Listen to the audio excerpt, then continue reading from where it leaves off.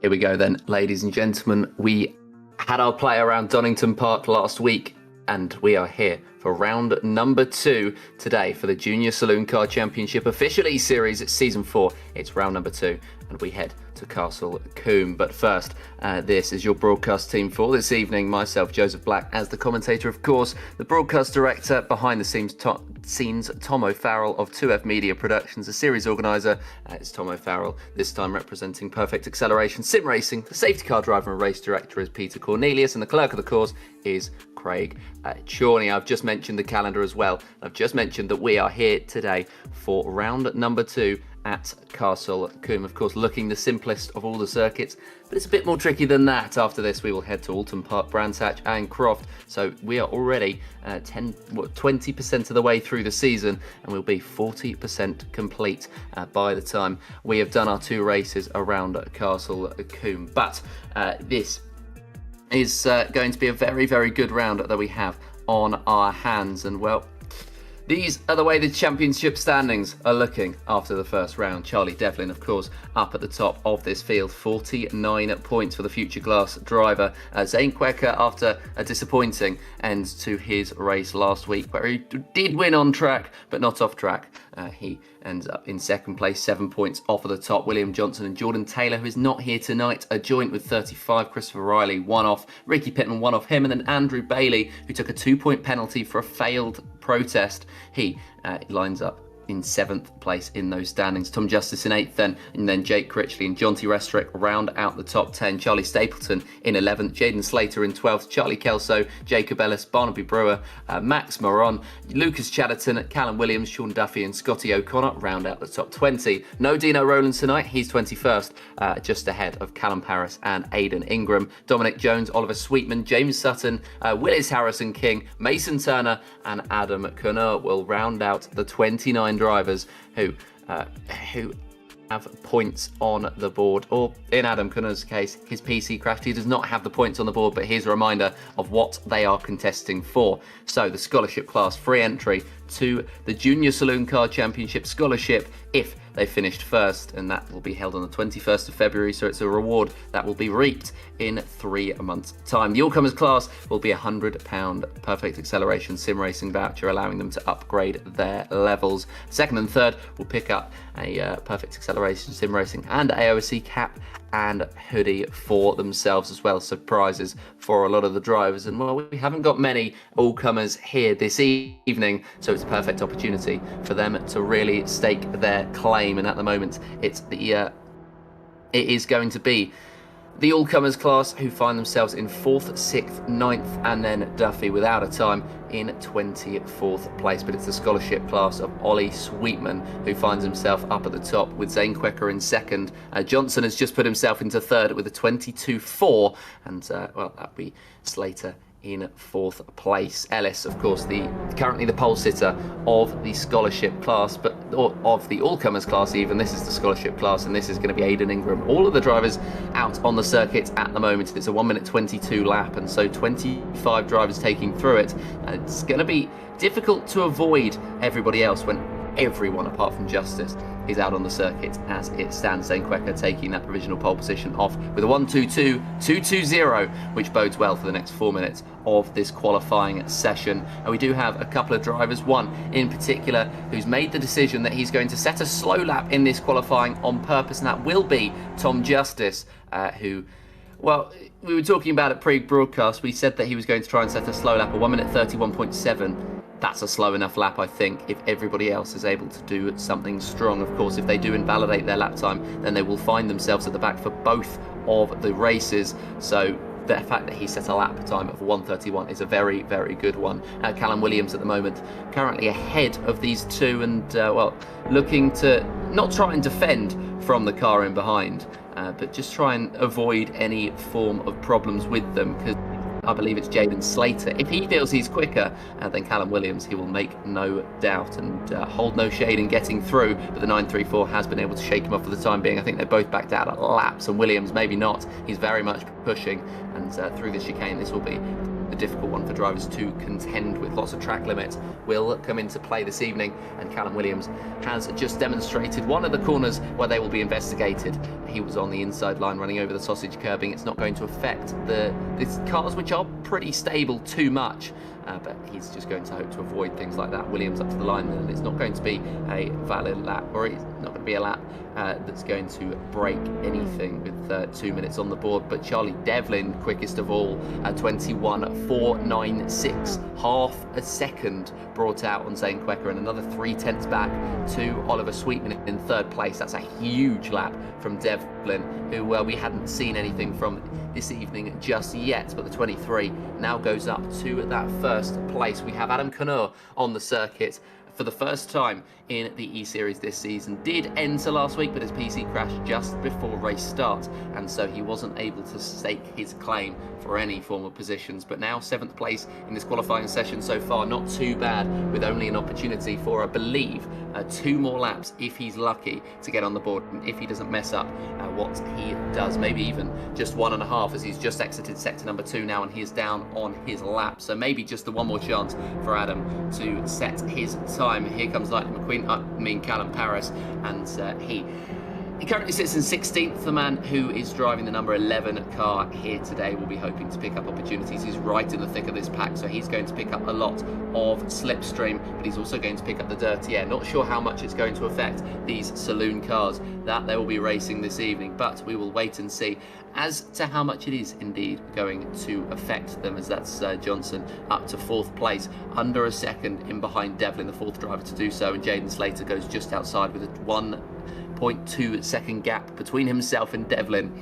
But I really can't see anybody challenging the number 23 at this point in time. The final couple of laps will be thrown in just over a minute's time, and we'll get the opportunity to see where they'll be lining up for race 1, and potentially, more importantly, for those drivers who have a poor qualifying, race 2 in this evening's action. Barnaby Brewer we're watching on with us. That's going to be Duffy improving to 10th place and 3rd in class. Barnaby is going to set a 23.6, which holds him in 12th place, and one more opportunity for a lap. That's going to be Pittman up to 7th place, displacing the likes of Brewer 1 position down, and they'll be hoping to climb back up to find those positions and to find that time, as many drivers are outside of 2 seconds in behind Charlie Devlin, who has a great opportunity of taking pole position here. Just under 30 seconds left in this session, and Charlie Devlin looks like he's going to be taking home another pole position, and well, he'll be hoping to convert that into a race win. And then last week it didn't quite go so well for him in the race session, but he may well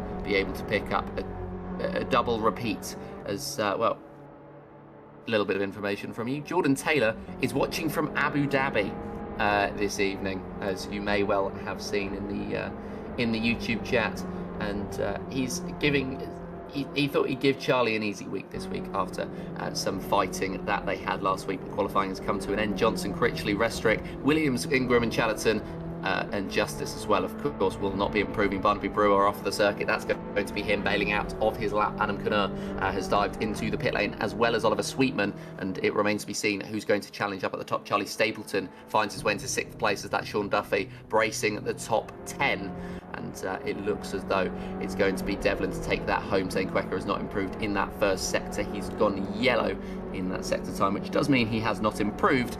And so I don't think he's going to be able to overturn that 5/10 gap that he's got between himself and the pole sitter as it stands. But we have an opportunity to see a number of these drivers who, fun fact, fact of the day, they have had the opportunity to learn from the Clio Cup GB 2024 champion and the Clio Cup Mid-Europe 2025 vice champion. As much as I hate saying vice champion, it's still just a demonstration of his acclaim. Nicky Taylor, who offered free coaching to the drivers just to try and improve the quality, and hopefully we'll see some of the drivers executing the abilities that they have learned and executing some of the things that they have learned off the back of that. Devlin has come to brought his qualifying session to a close, and we only have 2 more out on the circuit. O'Connor and Max Moron, and Scotty O'Connor is not on a valid lap. Max Moron is, and he's gone green in sector 1, so we will wait for the 89 to either finish his lap or dive into the pit lane, and we'll see whether Phoenix Sim Racing car is going to be able to put himself 16th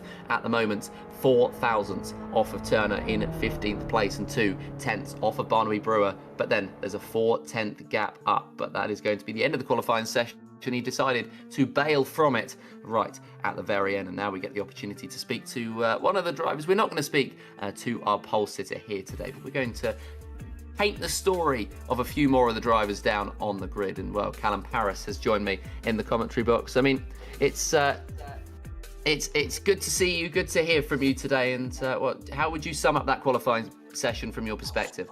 Well, I just couldn't find no grip in the car, to be fair, but see, a lot of people have, so I mean, it's just kind of a repeat of Donington, to be fair. Same position, but see what we can do from the back of the grid.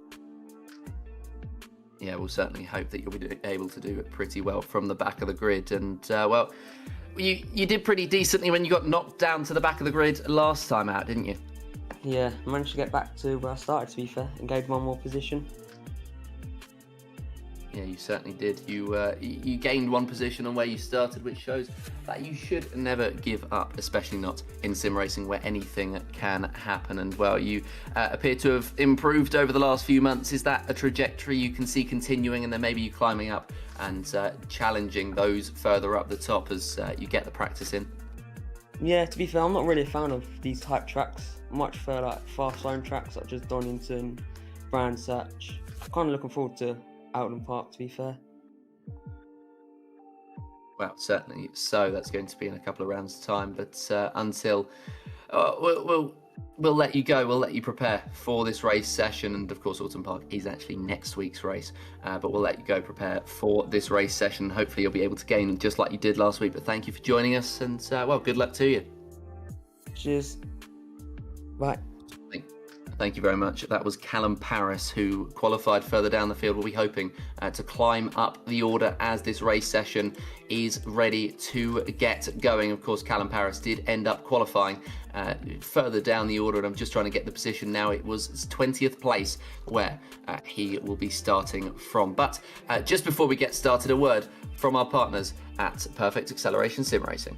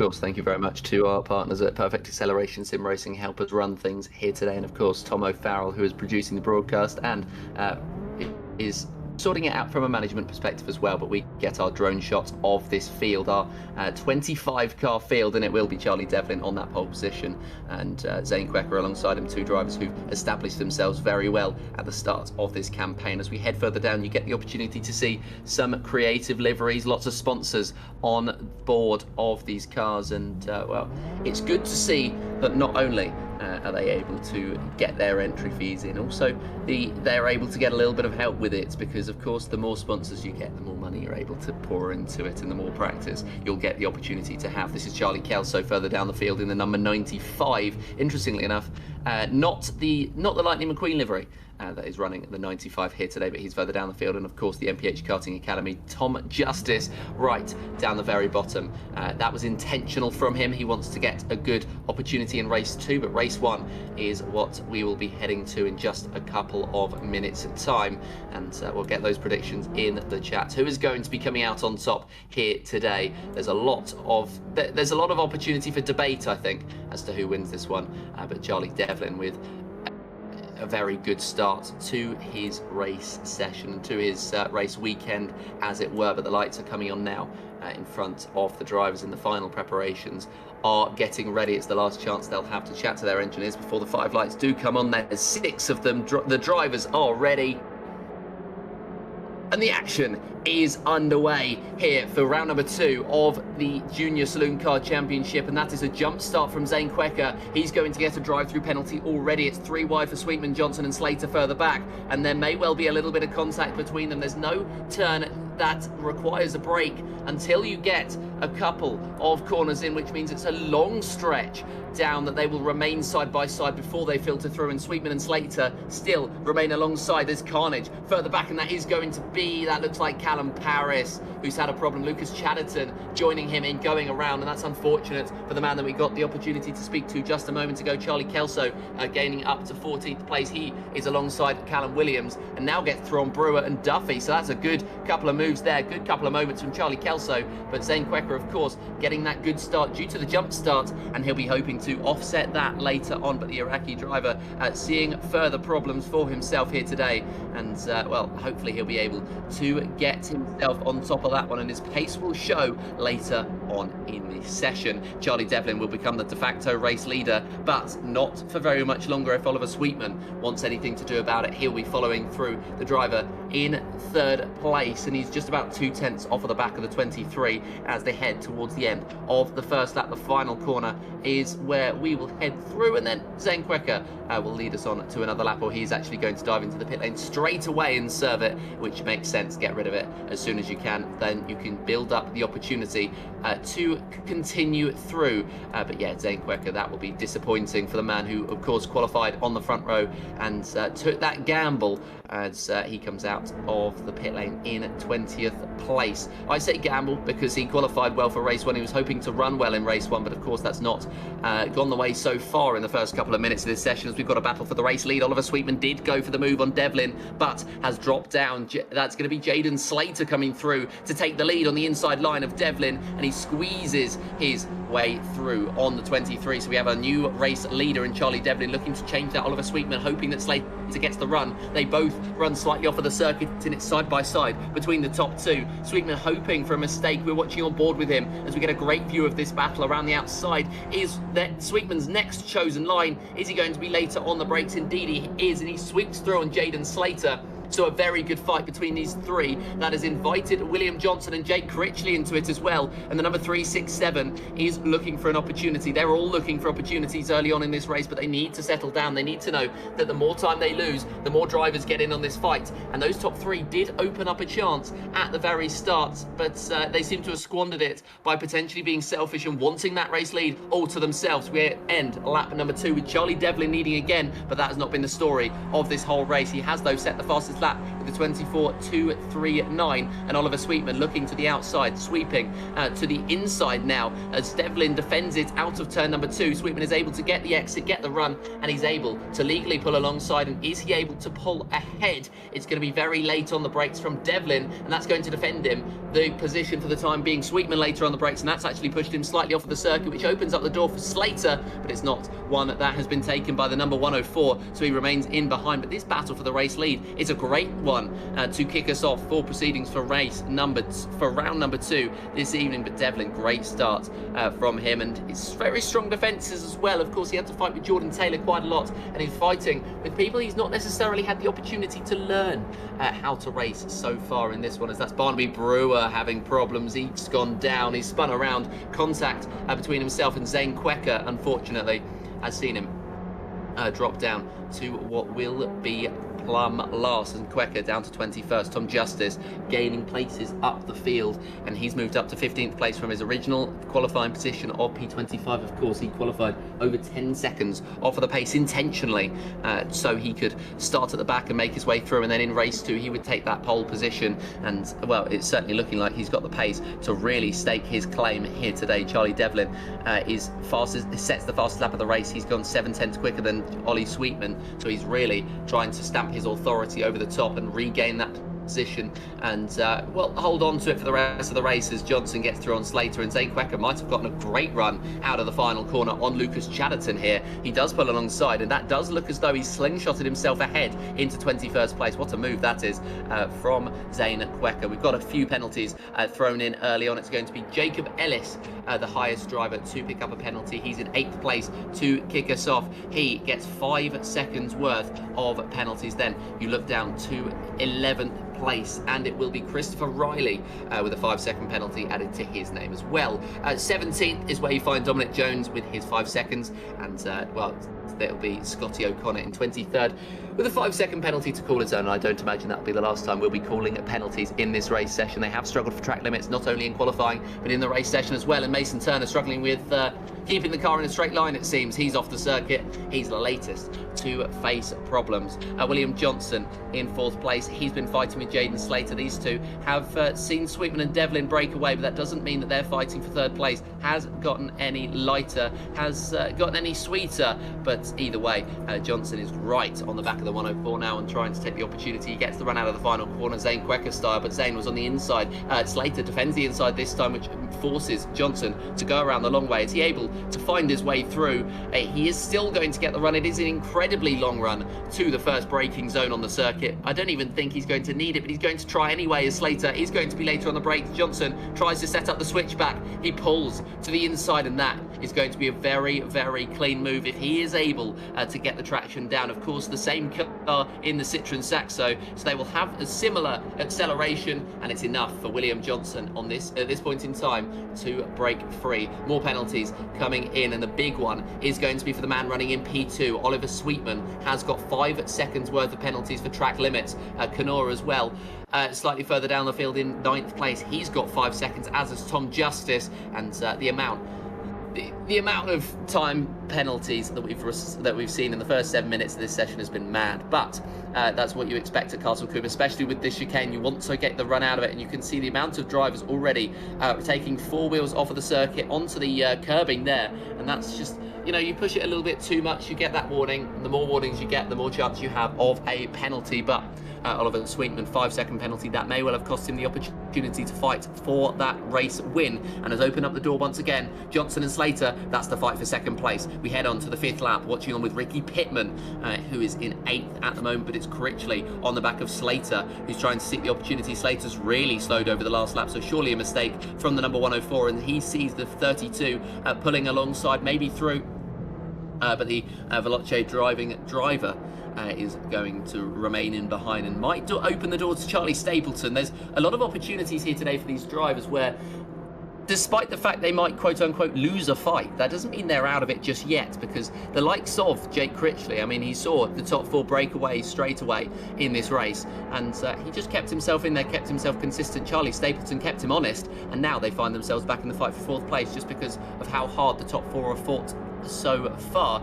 As well, it has been interesting to see how many drivers have picked up track limit warnings, considering that they've done over 100 laps in practice, some of which have done over 200 laps in practice. And I wouldn't be surprised if every single driver in this field picks up a 5-second penalty by the end of this race session. But hopefully they're able to clean their act up for race number 2, so we get the action on the circuit. It's not decided off of the circuit, and yeah, we will see what they're capable of. As well, they've done over 100 laps in practice. We are ticking over to lap number 6 here in this race, and Sean Duffy on the back of Charlie Kelso trying to get the run. Of course, this is 4th place in the all-comers class, getting squeezed by Kelso, who he didn't change his line at all. He didn't open up the door for Sean Duffy, which of course he's not entitled to have to. But yeah, that's going to be Charlie Kelso holding on to 15th place. Duffy, I believe, would have felt as though he should have been let through, but Kelso just defending. It's nothing wrong with that. He didn't make any defensive manoeuvres at all. He just held his line, and now Sean Duffy on the exit of the final corner has been able to get the exit run through, and 15th place is going to be his. 4th place in his class remains to be his, and Justice and Restrick are side by side, and Max Moron trying to involve himself in this fight as well. It's at the moment Justice that has the advantage. Jonty Restrick, who backs out, and Max Moron, who ends up in the middle of those two. It's difficult to be in the middle, I think, where you can take the opportunity and find your way through, and you can take the opportunity and set yourself up well, but it requires the other two to be clean drivers, and that's what we've seen from Justice and Restrick, but not from James Sutton, who's gone round. The 92 is going to drop to likely the back of the field, unless Turner's able to get. Nope, Turner has been able to get through in the end, and James Sutton drops to the back. So one mistake has cost those drivers at the back, and it has really thrown them to the rear of this field. Jacob Ellis at the moment, the leader of the all-comers class, looking on the back of Charlie Stapleton. He doesn't worry about all of these drivers in terms of the championship standings, but in terms of the racing on track, why wouldn't you worry about them? Why wouldn't you try to make your way through as we tick over the halfway mark, and the aggression should heat up just that little bit. Ellis in the 24 on the back of Stapleton in the 27, and seeking an opportunity, but it's no doing just yet. I think whilst I say the aggression should ramp up in the final 10 minutes of this race, I'm not sure that yet is the right call. 1 minute 22 per lap is what they're going to get the opportunity to do, as well, now Critchley in the foreground is going to be trying to get through on Slater, very close to the barrier in fact, from Jacob Ellis, and Slater holds on to the position ahead of Critchley, who ruins his exit. He had to brake early, which ruined his run, and he may well pull 3 wide. Charlie Stapleton on the inside, and this is only going to end badly. Is it? Critchley is going to go onto the grass. Is he going to go through on the outside? Yes, he is, and Stapleton brakes later. Slater is going to get squeezed, and Ellis tried to take the opportunity, but span Charlie Stapleton and Jaden Slater around. So disappointing there to see those two who ran so very well suffering from something that may well not be their own fault. We will see. It's not my decision to make, it's the steward's decision to make, but it did not look like a clean moment from them. And of course, the clerk of the course, the stewards, will have conversations about it, and hopefully we will get our resurrection of that at the end, as James Sutton, more problems for him in the number 92. He remains in 25th place, and as Tom O'Farrell has said in the chat, our broadcast director for this evening, he's had to give up with the penalty notifications because there is just too many, which is why I haven't read any out for the last 10 minutes or so. But it's just...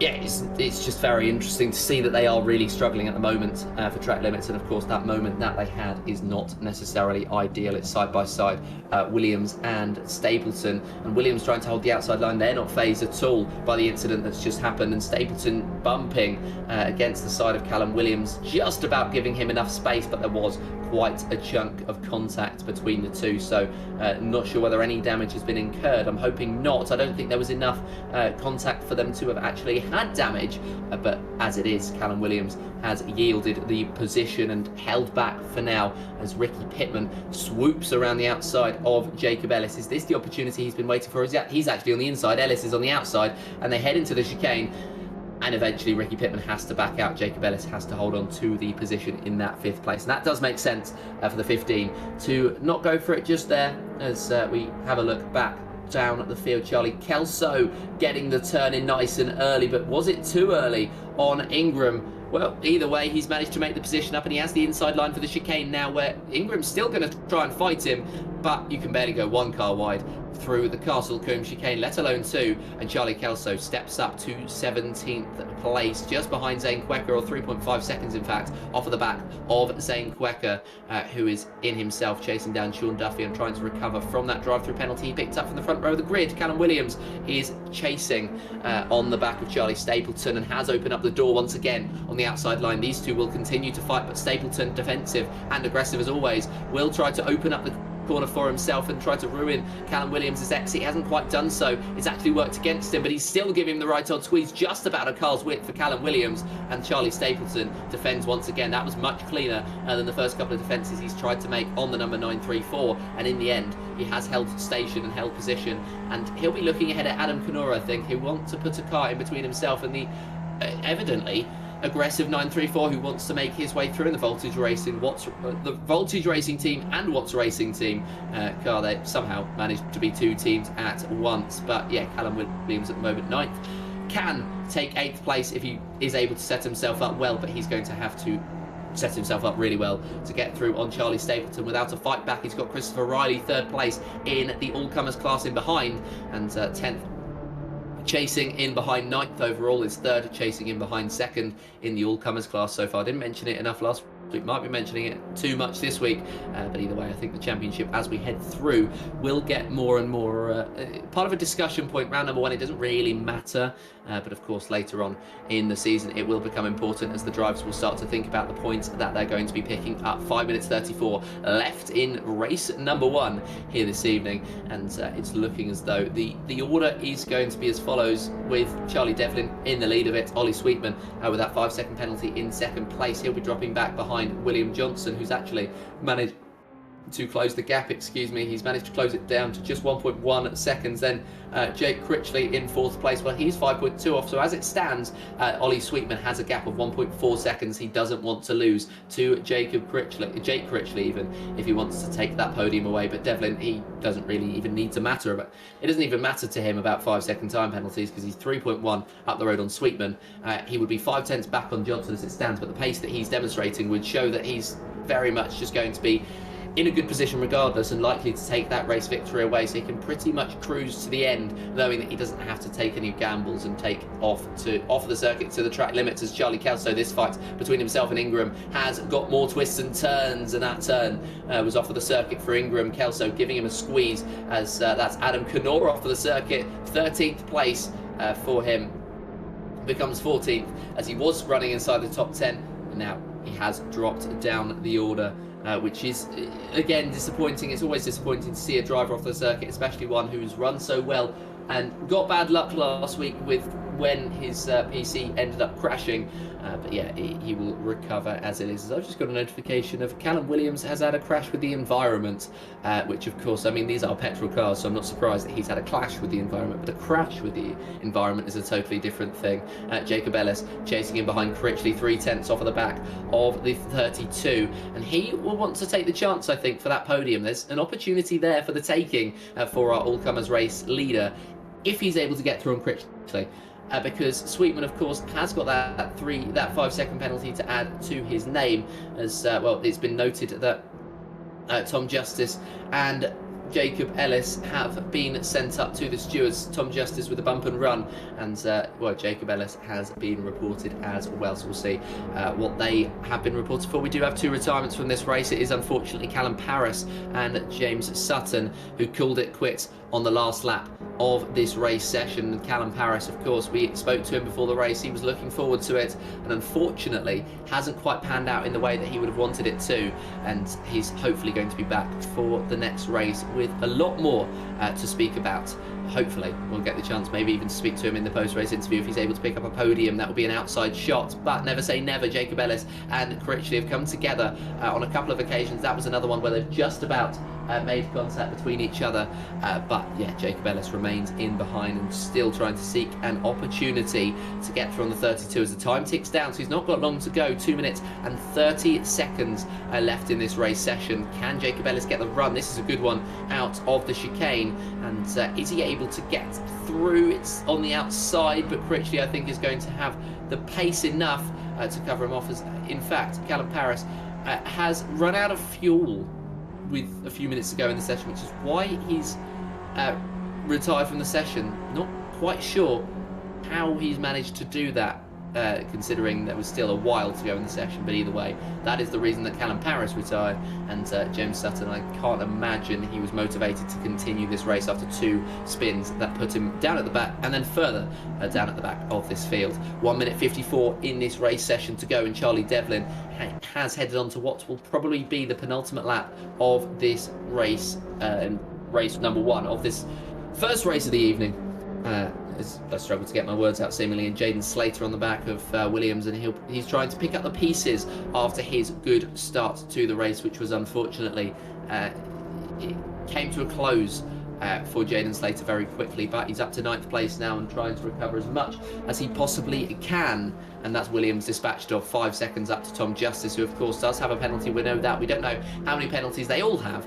We'll get that one at the end of the session, but we know that Tom Justice at least has a 5-second penalty to his name. So Jaden Slater, for him, 8th place is not quite over just yet, especially if Justice and Stapleton come to blows, and they are split by not too much. Zane Quecker on the back of Max Moron and trying to make his way through. He's made a couple of contacts with him, and it's just felt as though it's been trying to recover from the very back of the field from Zane, and race 2 he'll hope will be a little bit better, but he's getting that warm-up, you know, to fight through the field, because of course he will be starting from near the back. He was on the front row before he picked up that drive-through penalty. So Zane Quecker here is he's in a good place. He's in a very good place in terms of he's getting the practice in to fight through the field, but a very good place it is not on the inside line of Max Moron, and also that's going to be Charlie Stapleton round. Hopefully neither of them able to hit him. They didn't, and Stapleton off late on in this race, but here is the opportunity that Jacob Ellis has been seeking. He's around the outside. Ricky Pittman's on the inside. They'll be 3 wide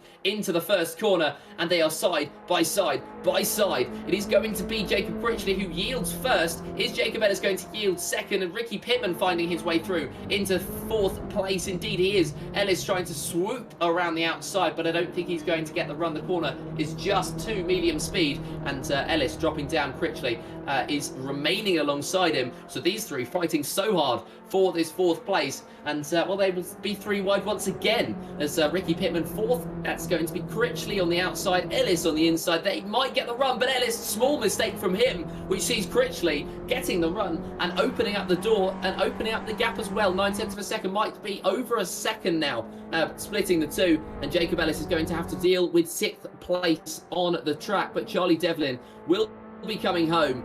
Just 1 more corner to go to seal yet another victory here in the Junior Saloon Car Championship. He started well last week, and he will be running home victorious again after 15 laps of Castle Combe. Race 1 heads Devlin's way.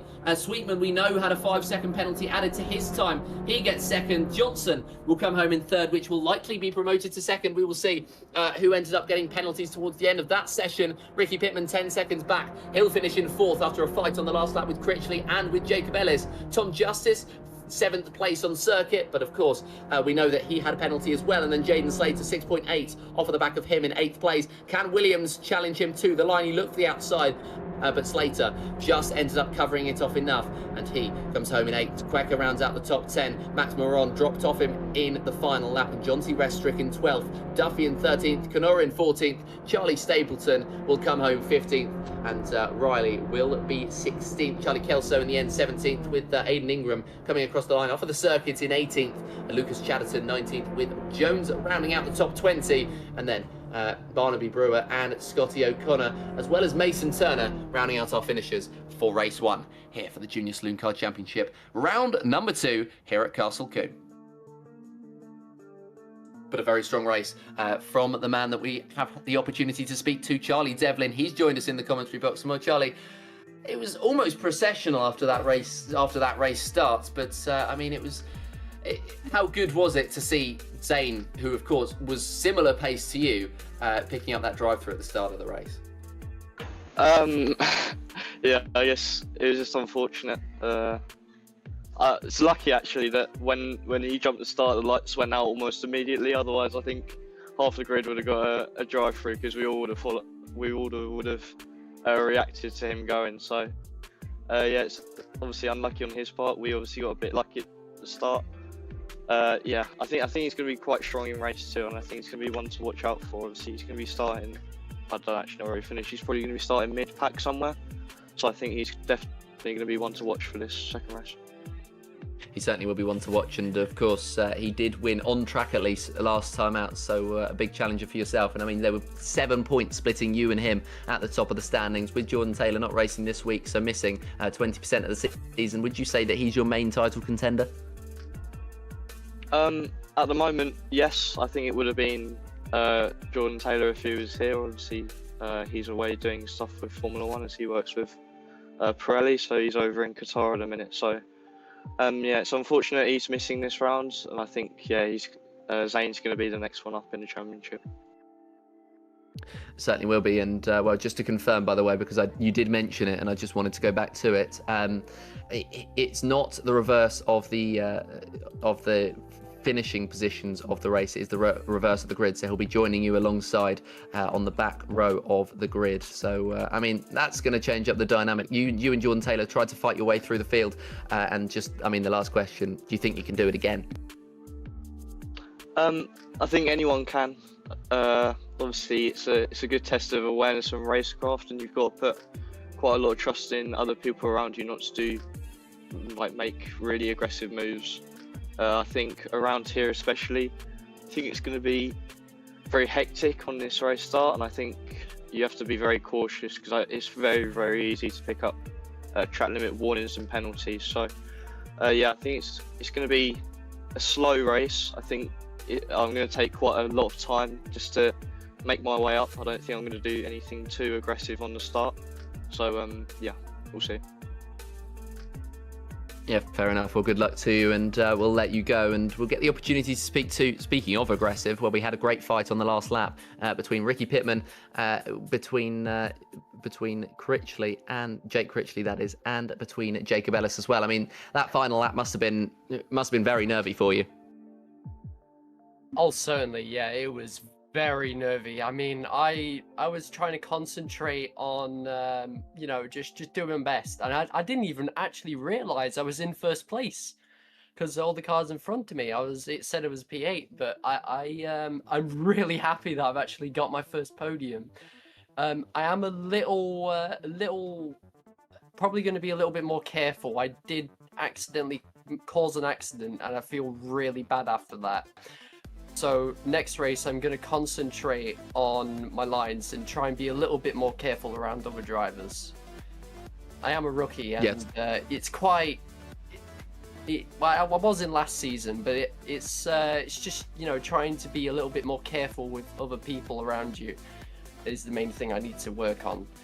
Do you have any questions you'd like to ask? Well, I just wanted one more before we go, because I know there's just 1 minute left. It's all about consistency, isn't it, for you then, for this race? But what are the hopes, really? Well, I hope to be noticed because I'm trying my absolute best, and I'm doing all of this on a Logitech G29. Everyone else has got these very expensive simulators, and I'm doing this on a very cheap wheel, and I'm actually quite happy with that. I mean, I didn't even realize I was this capable with this wheel, because they're mainly just for beginners. So I'm really proud that I've managed to get up with pace with the big drivers. Yeah. Right. Yeah, certainly. That's okay. Certainly. So, well, thank you very much, Jacob, for joining us today. And well, we did have to throw him out of the box, but that is because the lights are coming on now. So we wanted him to get the greatest preparations. There are going to be 6 red lights before the green flag drops. The drivers are ready.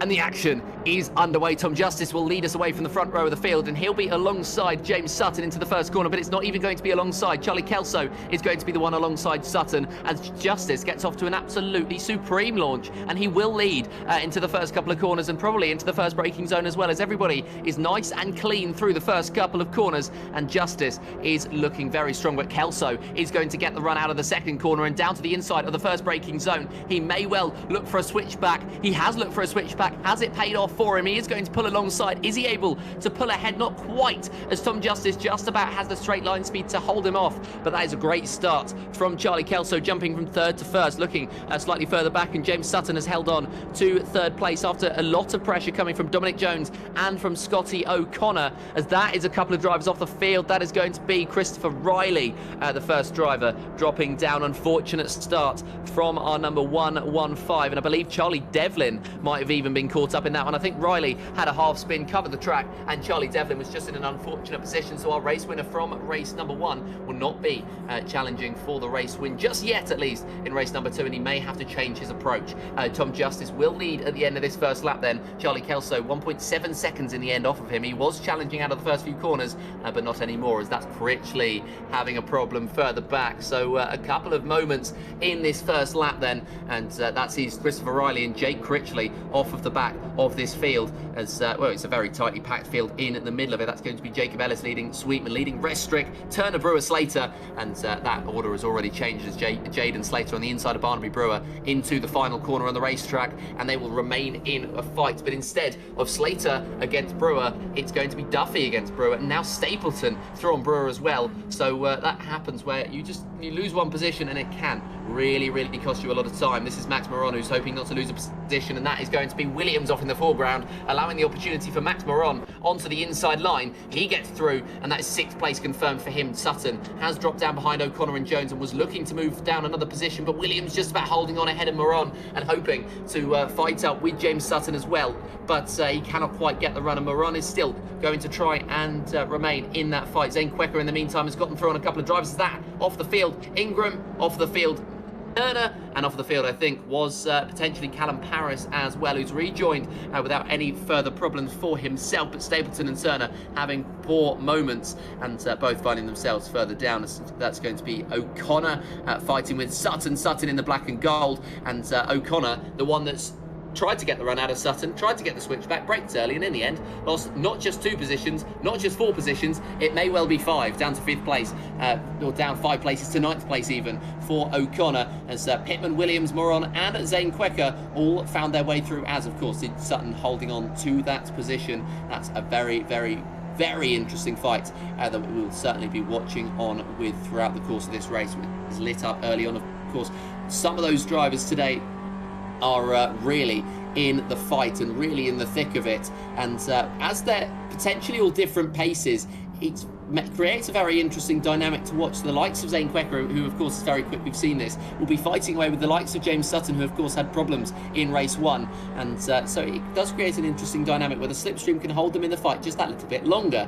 Zane Quecker in 7th place, Sutton on the inside of Pittman, and he has spun the number 15 around. It's only a half spin for Ricky Pittman, but with how tight this field is, it drops him from 4th place all the way down to 12th, and that is an unfortunate incident I'm sure the stewards will take a look at. James Sutton hasn't come off too well out of it either. He's in 8th on the inside of Ellis, and can Jacob Ellis find his way through on the outside line? Yes indeed he can. Sutton tried to hold the defence, hold the inside line, but through a sweeping corner, it's always the outside that you would be likely to prefer, especially that one, and that is exactly what we've seen from Jacob Ellis, who's made his way through on 1, might make his way through on Max Moron as well. He's on the outside line of the final corner of this racetrack, and we'll be seeing him through. Yep, Jacob Ellis 6th place for the 24 and challenging for the top of the all-comers class. Scotty O'Connor dropping another position, so that's somebody that's not benefited from the race being swapped over. An incident has really cost him. 3 wide in the background, Devlin, Johnson and Restrick, and that's going to be Johnson getting through on Restrick and Devlin holding onto the position. Duffy in the background as well, looking to challenge them, but it's been really interesting the start of this race number 2 here today, just to see the fighting that's been going on. I mean, it's been all up and down the field. It's not necessarily just the drivers fighting their way through from the back to the front. It's also the drivers who are fighting their way in the middle. They are very much challenging for position. They're not letting the fast guy go in a hurry, and that is going to be Chatterton, and that's going to be James Sutton coming together. Chatterton just trying to hold the inside line. Sutton turning in slightly early and slamming himself into the wall. So James Sutton here today has had a terrible time of things, I would imagine. He would look at it on reflection like, and yeah, he slams into the wall through probably what I would define as a racing incident. But I'm not a steward. I will mention this a number of times throughout the course of this season, probably as I will have outrageous takes on things like that. And Saheed will drop down. Johnson dropping down as well as O'Connor, Restrick and Duffy make their way through. Johnson is now fighting with Duffy as one mistake, a bit of a slide, and well, he drops down. So unfortunate for him as Zenkweka makes his way up to the podium. So the qualifying position hasn't affected the number 44 who comes through now and overtakes Dominic Jones to find his way onto the podium positions. But Tom Justice has opened up 7.2 seconds of a gap to Charlie Kelso in second place. Zenkweka 3.5 in behind in third. So that is going to be 11 seconds splitting Tom Justice in first and Zenkweka in third. Jonty Restrick off of the circuit. He wants this position on Scotty O'Connor and he's making no shade about it on the inside line. Getting through is the number 67, and well, that might be a switch back on for the number 17, and he is going to pull through in the end. Jonty Restrick, I think, scared of going off the circuit, lifting just a little bit too much, potentially a bit of contact between the two. O'Connor gets through in the end, and again, O'Connor and Restrick did swap, but they swapped back straight afterwards. Jacob Ellis through on Callum Williams for that 5th place, and Williams dropping down to 6th place, but for how much longer as he holds that inside, he wants to move back through. Ellis is going to not give him too much space, and they're both going to slide, but these grippy cars are going to hold on to position for the time being. Williams ahead of Ellis, and Sweetman trying to involve himself. Ellis off of the track, potentially cutting the corner, and I think that was a corner cut really, but somehow managing to keep it out of the barriers that are of course very tight on the circuit. Ellis in behind Sweetman, Moron in behind Ellis, and both seeking opportunities. There's so many opportunities out on this circuit with all of those mistakes that these drivers are making and all of these errors that they are finding in the drivers ahead and behind of them as well. Chatterton, of course, well, he's on the back of Scotty O'Connor, who has gone very wide. So speaking of mistakes, Scotty O'Connor's just made one, and it's going to cost him another position. 16th for Scotty O'Connor. Williams and Sweetman side by side. Sweetman backing out, Williams going through, and Jacob Ellis hoping that Sweetman's backed out just a little bit too much, but he hasn't. And so Jacob Ellis remains in behind Ricky Pittman and Max Moron just behind these two fighting as well. So these 5 have pretty much been flat out through the first 8 minutes of this session, and through the last 12 minutes you would imagine that this racing is not going to stop anytime soon, especially with Williams only 2.1 off the back. But Ricky Pittman, I mean, race 1 went his way, race 2 has not quite been the same, and Max Moron and him have come together. Max coming off the worst of the two, down 14th, and Ricky Pittman down to 9th. So both of them coming together. Unfortunate incident, of course, for both of those drivers. Sean Duffy on the inside of Slater. This was for 13th until Moron had his incident. This is now for 14th place. And unfortunately, I will say, we haven't had the opportunity to get any of the penalties or anything like that coming in because, well, I'm not sure what's going on with Discord. I'm not sure what's going on with Scotty O'Connor's car as well, as that was facing the wrong way. But I'm not sure what's going on with Discord, but we're not able to receive any of the messages that are coming through. They're popping up for about a millisecond and then going away again, but that is unfortunate, and we will bring you the penalties as soon as we have them. Oliver Sweetman on the outside line and actually onto the grass trying to get through on Williams. That will break his run, that will break his momentum. He's not able to get through on Williams, and so the 2-3-4 holds on to 5th place for the time being. By the way, in the meantime, Zenkweka has started fighting with Charlie Kelso for that 2nd place. He's 2/10 off of the back of him. Kelso's not gained at all on Justice. It's just Quack has been as quick as Justice. So while I don't think number 44 will be able to challenge for the race win, he'll be able to challenge for P2, as that's Oliver Sweetman. He sent it too hard in the chicane, somehow has managed to hold on to it, but I think the stewards will have a word about that one. He's off of the circuit again. Williams and Ellis make their way through.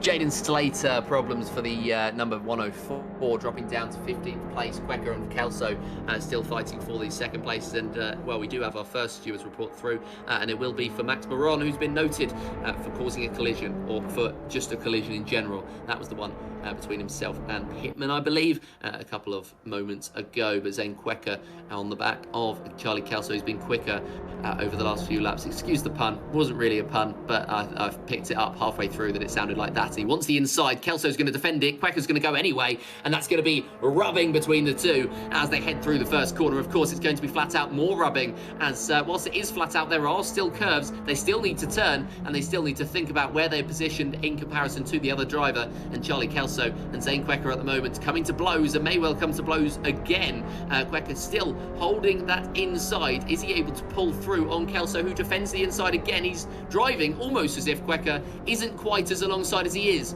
but Charlie Kelso holds onto the position. Poor exit out of the chicane. Through goes Zane Quecker. He takes that second place, and he will have been waiting for that mistake from Charlie Kelso for a very long time, and he'll be happy that it's paid off, that the 44 is through on the 95. And with the pace that he's showing, you would imagine that is going to be a one and done move for the 44, as Charlie Devlin, well, he's starting to make his impression. Of course, a moment early on where he was caught up in an incident, Callum Paris half spinning, and Charlie Devlin just getting caught up in behind him.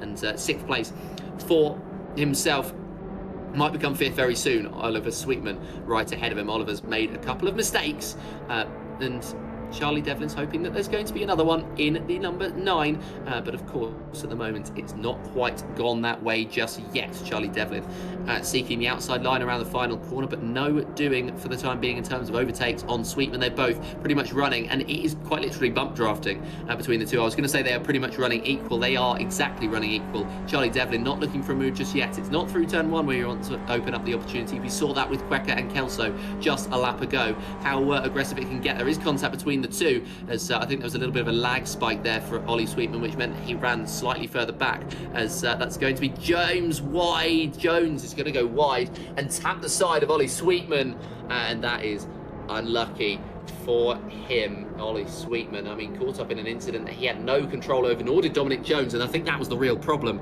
that Dominic Jones had no control over his car, and so that is going to be Ollie Sweetman round, and this has opened up the door to so many drivers. Charlie Devlin has gone through to 4th place. Williams is in 5th. Jones has dropped to 6th. He wants 5th back. Jacob Ellis and William Johnson in the fight as well. Side by side by side by side. It's Noah's Ark, and it's going to be Williams on top of Jones, on top of Johnson maybe, but Jacob Ellis on the inside line. He might have boxed himself in though, Mike, the 24, and they are now pulling alongside each other. Ellis seeking an opportunity that was surely never there on the side of Johnson, and that's going to be Jones round. Not sure if there was contact between himself and William Johnson. Indeed, there was contact between the two according to the model, and that's going to be unfortunate. Dominic Jones, a mistake there last lap. This time wasn't a mistake, was simply contact. William Johnson holding P8 at the moment, might be 7th on the inside of Ellis. Indeed it is, might be 6th by the end of this straight on Ricky Pittman, who squeezed him to the inside. Jacob Ellis is going to try and remain out of this one because he knows it could go very wrong. He's seen it before. It happened in race 1,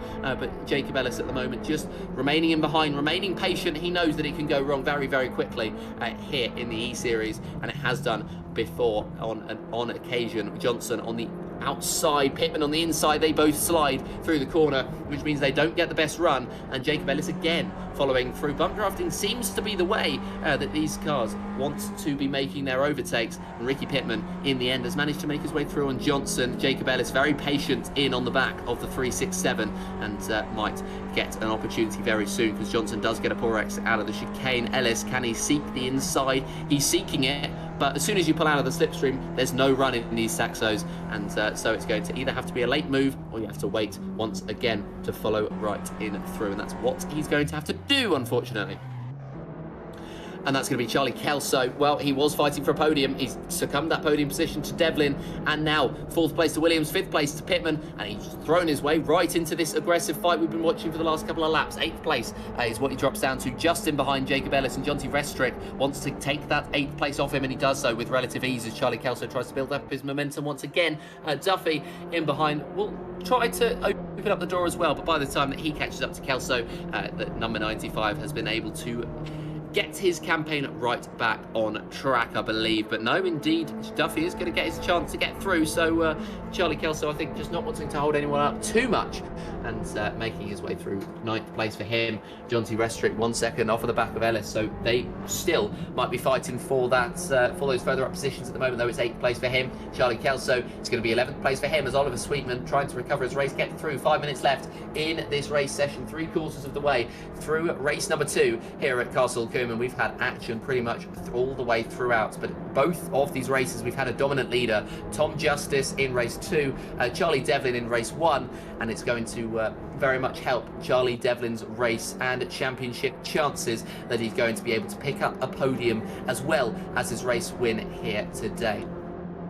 Zane Quecker as well, he did well to qualify in the front row. He's done well in race 2, but race 1, drive-through penalty, one mistake, one slight misjudgment of the lights has seen the 44 almost throw himself out of championship contention. I mean, it's a short championship here. 5 races is what we have. I know we've got double points at Brands Hatch, which should open it up, but still very, very difficult to contend with for them. We do have another report in from the stewards, and it is going to be Dominic Jones' unsafe rejoin from when he had that half spin earlier on, I would imagine is the case. This is further down the field. We've watched in the top 10 for the majority of the race. We can have a look further down at Jones, Brewer, Stapleton, Connor and Riley fighting away for them as well. We have race 1 provisional results coming in without the reports as Johnson on the outside of Pittman. These two, I mean, they've barely let each other go all race long, and it doesn't look set to stop at any time soon. And Johnson gets through 5th place, is going to head the number 367's way, but heading back to those race positions, and it is Charlie Devlin who takes the win in race 1.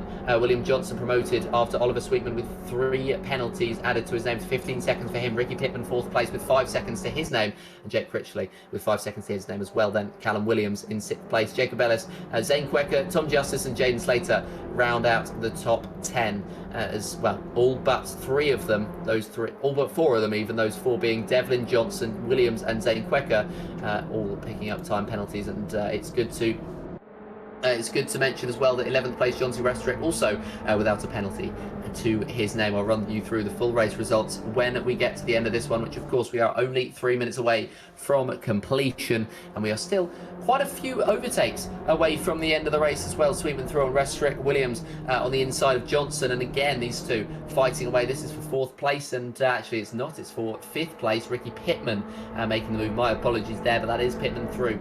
5th place for him. Williams dropping to 6th.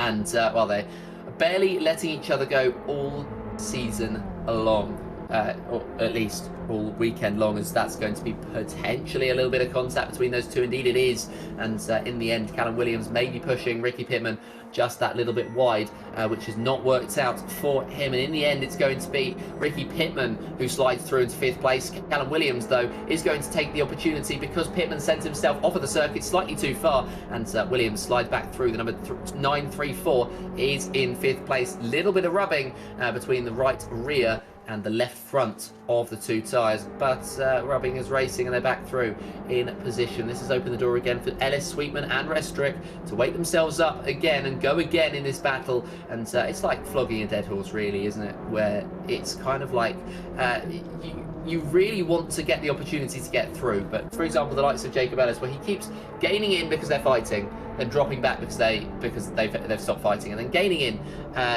and then dropping back, and then gaining in and then dropping back, and you go again and again and again as well. It's side by side, Williams and Pittman, Sweetman and Ellis, and 1 minute 26 left in this race session, and Williams gets through on Pittman for that 5th place, and that may well be the way that this race is going to end for the 2 of them. Ellis on the inside of Sweetman, and can he take the opportunity to pull his way through? It's the inside line through turn number 2, of course, because it was the outside line into turn number 1, but Oliver Sweetman with the overspeed, with the run, is going to hold on to 7th place. But now we tick over to our final minute of racing. We will get 1 more lap to our name, and that is because Tom Justice is about to head into the chicane that we've just seen Callum Williams head through.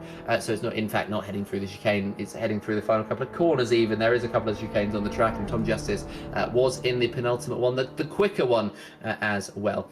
The final corner for Tom Justice for the penultimate time, and he has driven so incredibly well in this race, and he will thoroughly deserve this race victory. He, Quecker and Devlin have been so incredibly good. Justice took a gamble early on in the race session, and that was in this evening so far, and that was to allow himself the opportunity to qualify poorly to get pole for race 2. Well, it has worked out for Justice, and the 57 is 9.3 seconds up on Zane Quecker at the moment, and it's looking like a very, very strong race from him, just like race 1 was pretty good as well. Oliver Sweetman is going to be in the thick of this pack as they head on to the final lap of the race. The checkered flag has been waved, so we will be seeing Tom Justice, who is in the second sector at the moment, leading us to the flag, but Sweetman in behind Pittman, in behind Williams, and that might be all set to change as they head to the next braking zone. Jacob Ellis now trying to get his elbows out. He's not waiting behind anymore. It's now his chance to fight through, and it's Ellis on the inside line. Bit of bumping between the drivers once again, and that's going to be Williams bump wide, but not down.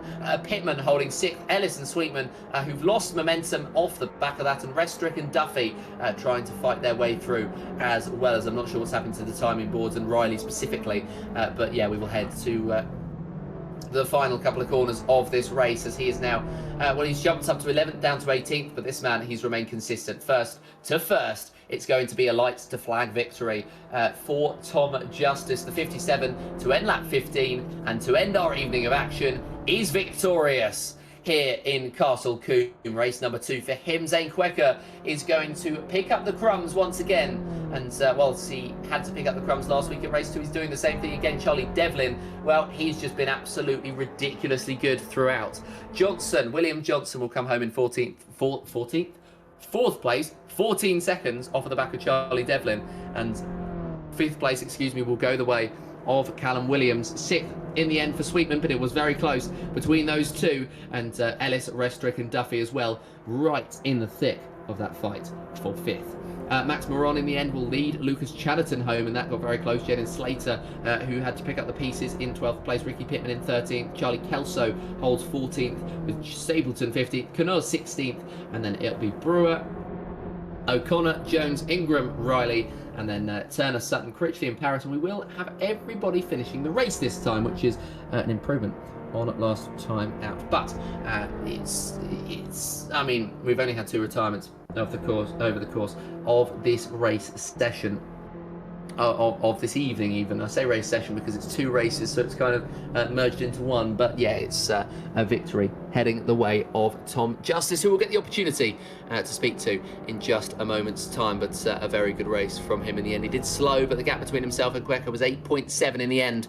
So even if he does pick up a 5-second penalty, that will not affect him. But yeah, Tom, I mean, it was a very, very good race from yourself. It was.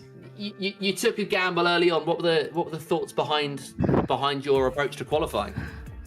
I mean, I just thought, why not? Because I don't have the pace to just get first and win in quali, so I had to take a gamble. So I just thought that was the best way I could get a win. And in race 1, I got 7th as well, so really good points. Yeah, really good points for yourself, and it was a good recovery from the back of the grid in race 1. Race 2, though, it was very good. It was just a case of remaining consistent, or so it seemed from the commentary box, where we barely saw you because of how far ahead you were. Was it that case? Was it just about remaining on the pace, or was it trying to find any extra pace?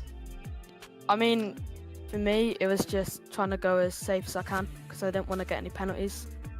So I was just trying to manage it from lap 2, really. Yeah, that's fair enough. And I mean, you opened up yourself for that opportunity. But yeah, I mean, congratulations on race number 2 victory here today. And well, until next time, until next week, it is goodbye. And now, of course, we've gone and spoken to one driver who ended up on that podium and did a very good job. That was Tom Justice, one driver who didn't quite get onto the podium, but put on a very good performance nonetheless. It is, of course, Callum Williams. And Callum, I mean, it was a fierce fight for those 20 minutes for that 4th place. I mean, how fun was it, first off? I'm sweating. Both races. It was non-stop. It was definitely. It certainly 100%. seems so. You seem absolutely knackered now, to be fair to you. But yeah, I mean, it was a very, very good race indeed from your perspective, and again, a lot of fun. And that's exactly what we want to get out of the series. But of course, one of not many all comers to race tonight. That must do quite good for your championship chances. Oh, 100%.